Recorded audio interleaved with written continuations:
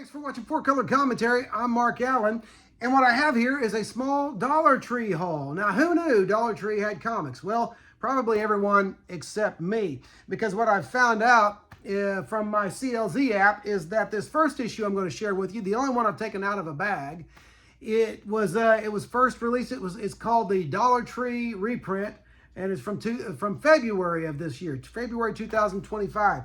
So these have been out there for months, okay, several months. I didn't know. I never go into Dollar Tree, even though we have one literally just a couple of blocks that way from our house. But I don't usually look for comics in Dollar Tree.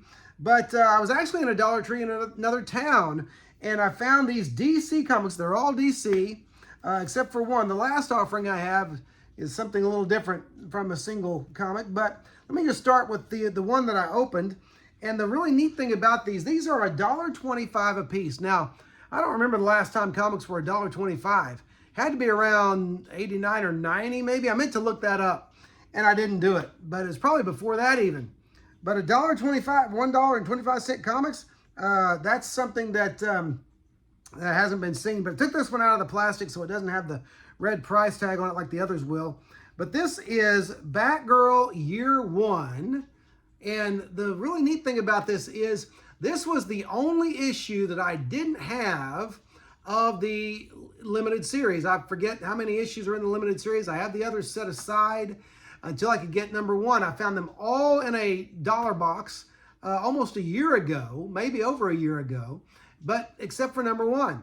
And this is just, again, to show you that patience pays off.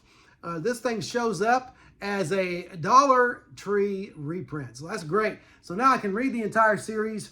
And so I love that kind of lime green background on there. And but anyway, looking forward to reading that.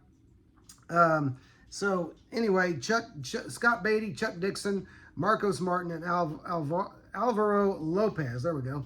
Now, every one of these comics I bought are comics I'd never read before. So I'll just say that right up front.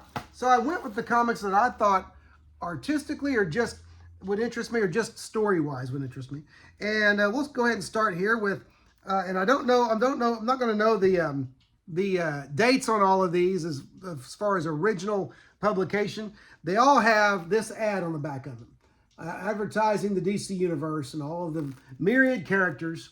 Discover a universe of unforgettable stories, and go to a comic shop near you for more print DC comic books and graphic novels. So there you go.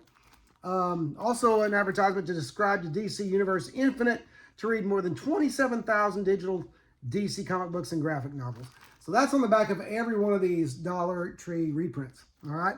But this is Batman Dark Knight #1 by David Finch and Scott Williams. And just from an artistic standpoint is why I bought this, because I thought, okay, at the very least, this is going to be some eye candy, some severe eye candy. Love Finch's Batman, okay?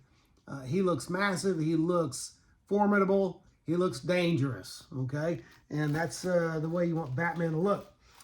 Next is Batman and Robin #1. This was the New 52 era. And so we remember that. And has that $1.20, that red $1.25 tag. I'm telling you, these days $1.25 is a good deal for comics. They feel a little thinner, okay?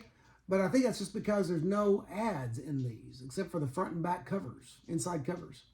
And so I know that the Batgirl, I looked through it, and no ads, and so just all story. So you can't beat that, really, for $1.25. And I'm going to talk about the good and bad of these here in a moment. These are all, again, like I said, titles I never read. Justice League Infinity #1, okay? All right, so I love the cover on that one. And I thought, okay, it's been a while since I've tried a new Justice League book. It's a good opportunity to try one, so I did that newish, okay? So, all right, okay, that's worth trying out, all right? Love that cover.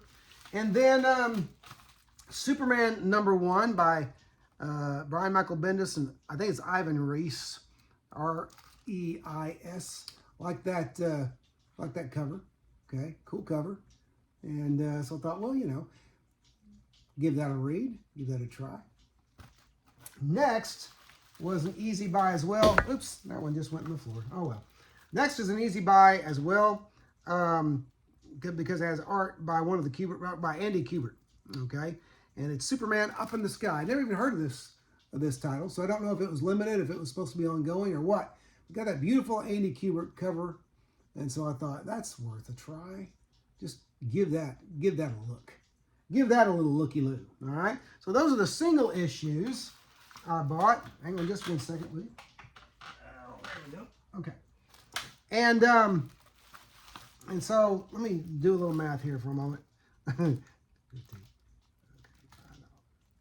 Okay, and so that's $7.50 for those floppies. Okay, for the single issues, and that's a good amount of reading for $7.50.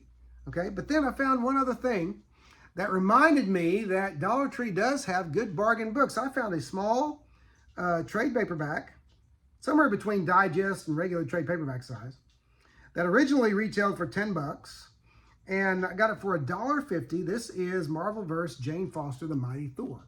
Now what this does is this collects various stories from various books, collecting Thor #2 from 2014, all different Avengers from #4 from 2015, Thor and Loki Double Trouble, issues 3 and 4 from 2021, Thor Annual #1 from 2015, War of the Realms Omega, and Journey into Mystery #100, the original Journey into Mystery, and it is a Stan Lee, Don Heck story in the back. These are all in color, and so give you a look at that. Okay, so for $1.50, yeah, you know, I'm going to go ahead and pick that up. There's the opening of the classic Thor story, Stan Lee and Don Heck.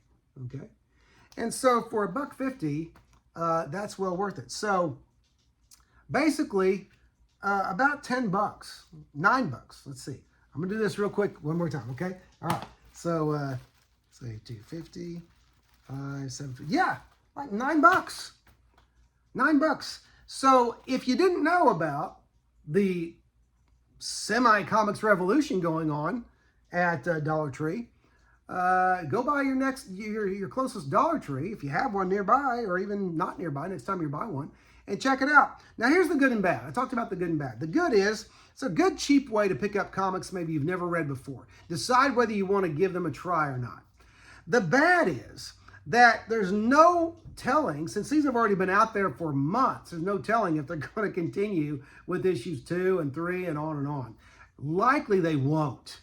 In fact, considering that these have been out for that long, and there were as many of them left as there were in my Dollar Tree, because I went by my Dollar Tree after I went to this one in another town, I don't have much hope in DC replenishing these anytime soon. I think it was probably a failed experiment, though I hope they keep experimenting with comics in stores. This would be a more likely way to do that. Find a middle point between $10 and $1.50, maybe $4 or $5, and begin to market these. Use newsprint instead of the slick paper, and market these for nice and cheap, and maybe get people, you know, interested in comics that way. But I just found that interesting, neat find. And if nothing else, you can buy these #1s and see if you want to pick up maybe that first trade paperback of that title. And that's what I'll use these for, and they'll determine whether or not I want to pick up some cheap trades following those stories in the future. But anyway, that's it. That's all I wanted to show you was my Dollar Tree haul, and we'll leave it at that. Hey, listen, if you haven't, don't forget to like, comment, and subscribe, but especially comment, because I like the comments, I like to read I like the interaction, and I like the discussion that takes place. Otherwise, I just appreciate you watching 4 Color Commentary, and I'll see you next video.